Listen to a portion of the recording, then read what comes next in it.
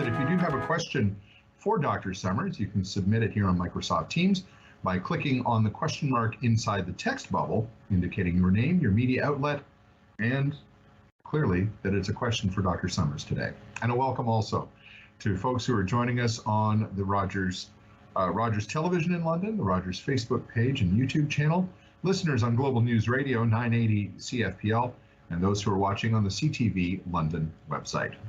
Well, let's hear from Dr. Summers with his opening statements this afternoon. Dr. Summers. Thank you, Dan. Good afternoon, everyone, and thanks for joining us on this Thursday afternoon. I want to start by acknowledging the tragic collision this past week at the corner of Riverside and Wonderland here in London. Our thoughts, my thoughts, the thoughts of the entire Middlesex-London Health Unit team are with the families and friends of those affected. We certainly grieve with them this week. On the COVID front, cases are rising in Middlesex-London. We are reporting 27 new cases today, and our 7-day incident rate has risen to 24.7 per 100,000 people. This is a notable increase in the last number of weeks in our 7-day incident rate.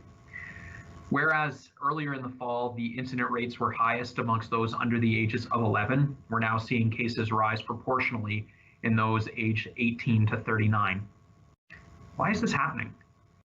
Well, the increasing number of indoor gatherings, particularly when members of some of those indoor gatherings are unvaccinated, is resulting in this ongoing increase in cases. We're not just seeing cases amongst those who are unvaccinated, we are also seeing cases amongst vaccinated individuals, but the rate remains significantly higher amongst unvaccinated individuals. Furthermore, individuals that are unvaccinated are significantly more likely to end up in hospital or with severe symptoms associated with COVID-19. So we continue to emphasize the importance of getting a first and second dose, if you have not yet received a vaccine. We'll talk a bit more about vaccination in a second, but I do want to mention, as we're entering the holiday season, I am strongly recommending that holiday gatherings are limited in size. The current cap on social gatherings indoors is 25 people, and I would advise everyone to keep that number even smaller than that. On the vaccination front, things have been busy, thanks to everyone who has booked an appointment for their 5 to 11-year-old. As of yesterday, nearly 11,000 appointments had been booked amongst those 5 to 11, representing nearly 30% of all eligible people in that age category. There are still lots of appointments available for 5 to 11-year-olds. Don't delay. Our objective is to have as many 5 to 11-year-olds vaccinated by the end of 2021. We are also imminently anticipating, and I believe the news is now out, that the provincial government has announced the approval of individuals 50 and above to receive the booster dose 6 months after they received their second dose, starting December 13th. And to be clear, booking for individuals 50 and over for a booster dose will begin December 13th. Middlesex-London Health Unit, as always, will be following the provincial direction on this, and our booking website will begin permitting appointments booked at our mass vaccination clinics for those individuals starting December 13th. I would highlight that vaccines are also available in participating pharmacies, of which there are many in our community, as well as through participating primary care clinics. The Middlesex-London Health Unit will continue to prioritize availability for 5 to 11-year-olds at our mass vaccination clinics, as they're just receiving their first and second doses, well, first doses at the moment. However, we do have capacity and will have increasing capacity through January and into February for everybody who's eligible for a booster dose. There are lots of opportunities to get vaccinated. The bonus and benefits of the booster dose are that it will help essentially reboot or boost your immunity at that 6-month interval. We are fortunate here in Canada. As a result of that delayed second dose interval from back when most people were receiving their first and second dose, we've seen sustained immunity against not only infection and illness, but also hospitalization and death that has been sustained up to 8 months, and that's been tremendous to see. This booster dose just provides that extra increase in immunity that will hopefully help with additional protection through the holiday season and through the winter. So if you are eligible, please book as soon as possible. Again, you'll start to see more appointments available through our mass vaccination clinics, as well as participating pharmacies. There is substantial capacity in participating pharmacies, so do not forget that is an option for you. When you visit the Middlesex-London Health Unit website, we do can direct you to our covidvaccinelm.ca booking website, but also to the provincial website, which helps you find a pharmacy in our region that is participating in the COVID vaccination process. So again, many options in many areas to get vaccinated. Another area where vaccine is available is at CF Masonville Place, also known to those of us that did high school in London as Masonville Mall. Available is a immunization clinic available 5 days a week. We had our first clinic yesterday. 168 people were seen, and we anticipate even more will be seen as it will be open through the month of December. We continue to try and make vaccine as readily available as possible so that there's no barriers for people accessing vaccine. You will start to see more and more plans for mobile clinics come January. More to come on that. The health unit capacity has been largely directed to the mass vaccination efforts because we know that that's the best way to get lots of people vaccinated in a short period of time. Come January and into the later parts of winter, we'll start to, again, have more mobile options to different neighborhoods across Middlesex County and the City of London. So more to come on that. Those are my updates for today. Obviously, we're breaking news at the same time as the province, but happy to take any questions, Dan, and thanks again to everybody who's joining us today. Well, thank you very much, Dr. Summers. And again, Dr. Summers is with us this afternoon for the virtual media briefing. Unfortunately, Mayor Ed Holder was not able to join us today due to a previous commitment. All right, let's go to the questions. We do have 3 in the queue, so it could be that we just have those 3 questions. So if you are a member of the media and you are holding back a little bit, now would be the time to get your question in if you want to have it answered. Jane Sims has the first question, Dr. Summers, and she asks, can we talk about capacity and logistics again? So this media briefing is happening. The provincial government is announcing boosters for everyone 50 and over, 6 months after their second dose. The vaccination campaign started to ramp up second doses in June and July of 2021. Which might mean there will be a lot of people eligible for third shots in December and January. With the Earls Nickel Arena back to being an arena and Carling no longer a testing site and kids the top priority, what is the plan to get third doses into arms? Thanks for that question, Jane. Lots of conversation and, well, more than conversation, action and plans are in place to ensure capacity for booster doses and for 5 to 11-year-olds. So through December, obviously the Agriplex at Western Fair will be a heavy lifter when it comes to providing vaccine to people of all ages and stages. It's operating 7 days a week and will continue to operate 7 days a week through January and into February. We will also see expanded hours in January. Again, we will more formally announce those things as we clarify the details later on this December. Mount Bridges and the Community Care Doc Center is open 2 days a week, and we will also see expanded days come January for that center. Earl Nichols, more to come. We will be adding an additional mass vaccination site come January, so more to come. Again, just finalizing the details on that. All of that being said, pharmacies are a significant contributor to the capacity in our region.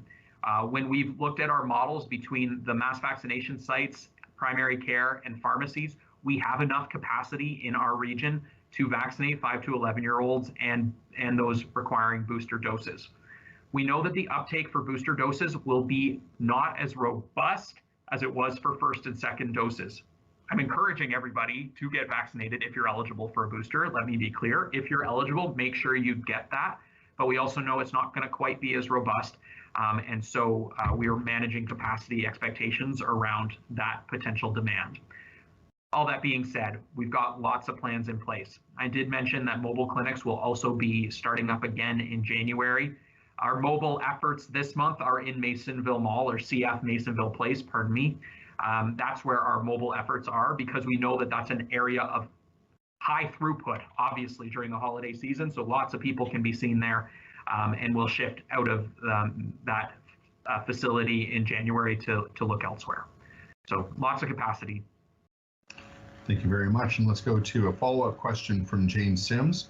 And I've asked Jane for a little clarification, but here's the question. From what's reported on the online dashboard, it appears that there hasn't been an enormous uptake of second doses by people 70 and older. And I think Jane means third doses or booster doses, even though they're eligible.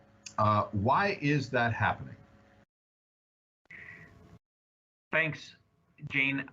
I think I'll be somewhat speculative in why uptake has been a bit slower on booster doses, but that speculation is based, I think, on what it felt like to get your first and second dose and what that might feel for getting your booster dose as well. I think the sense of urgency to get a first and second dose was high, and that urgency drove significant demand during the first wave of vaccination availability. And I think we can all attest to that. The almost intense urge to get vaccinated for that first and second dose was very high for many of us. We have substantial protection from those first two doses, period. And I think that substantial protection does provide some relief to people and potentially reduces the urgency for getting a third dose. That being said, you will see reduced immunity over time as a result of the waning immunity that we see from that primary series. That's why the booster is going to be so important. So we are strongly encouraging people to get vaccinated for their booster dose when eligible. That additional protection will help through the winter, both for Delta and Omicron, should it arrive on our doorstep, which it will, we believe. So we are strongly recommending that those that are eligible get their booster doses. We know that it doesn't feel as urgent as it did to get your first and second dose. However, it is still critically important, and we strongly recommend that you get vaccinated as soon as possible. Thanks, Jane. Thank you, Dr. Summers. All right, and as we mentioned, we only had a few questions, so this will be for right now, unless someone comes in under the wire, the last question this afternoon. It comes to us from Ashley Goveas at Western University. Dr. Summers, are there any additional updates on the COVID-19 outbreak at Saugeen Maitland Hall? Thanks for that question. We do have a brief update on the outbreak at Saugeen Maitland Hall. The total case count is at 9 confirmed cases and 1 probable case. That has held fairly steady for the week. So I believe that we have identified a majority of the close contacts in that outbreak. The transmission was amongst fully vaccinated individuals. It happened in indoor social environments. For those who are familiar with what it's like to live in residence, you can imagine obviously lots of people in close quarters. And even amongst vaccinated people, you can see transmission that will happen. All that being said, the fact that these individuals were vaccinated was absolutely essential for them, A, remaining relatively well, and B, limiting transmission to what it was limited as. We've seen even larger outbreaks, of course, in congregate settings where there are no barriers between people in those social and indoor settings. And so we are, again, very grateful for the ongoing high vaccination coverage in our post-secondary settings, such as Western. Thank you very much, Dr. Summers, and thank you, Ashley, for the question. That does bring us to the end of our questions for this afternoon's virtual media briefing. And as I said, that one just snuck in under the wire, so we'll go to that right now. And it's from Matthew Trevithick at Global News Radio 980 CFPL. Dr. Summers, in addition to the previous question, have there been any additional cases associated with the Merlin House outbreak at Fanshawe College? Thanks for that question, Matthew. At this point, 3 cases have been identified in that outbreak, which was the initial number of cases identified earlier on this week. So no ongoing changes in that outbreak at this time. All right, and that does bring us to the end of our questions. But Dr. Summers, I just wanted to check if you had any thoughts you'd like to share with everyone before we sign off today. I do, Dan, and I meant to mention this during my opening comments, but I neglected to do so. I also want to emphasize the importance of people getting vaccinated for flu. Many folks have taken advantage of that already, but it's not too late, and it's becoming more important. We did receive notification yesterday of our first influenza case in our region. This is the first case since early winter of 2020. As you'll recall, we did not see a flu case last year, and that was a result of the profound amount of physical distancing that we were functioning with last year. But we have seen an influenza case this year. We knew that was going to happen. This is right about the time we would typically see our first influenza case. So as a reminder, it is still not too late to get vaccinated for influenza. Talk to your primary care provider, talk to your participating pharmacy, and get that flu shot as soon as you can. We will and fully anticipate more influenza cases in our region. Masking, your flu shot, and continuing to stay home if you're not well will be all the more important to protecting us not only against COVID this year, but also influenza. Thank you very much, Dr. Summers. And again, the flu vaccine available in many pharmacies across the region. Also, as Dr. Summers mentioned, speak to your primary care provider. Well, that does bring us to the end of this afternoon's virtual media briefing. Thank you for joining us. We will be back on Monday. That will be the, I believe, 6th of December. The time sure flies. So we'll see you Monday afternoon at 2 p.m. So between now and then, have a great rest of your Thursday afternoon. Have a wonderful weekend, and so long for now.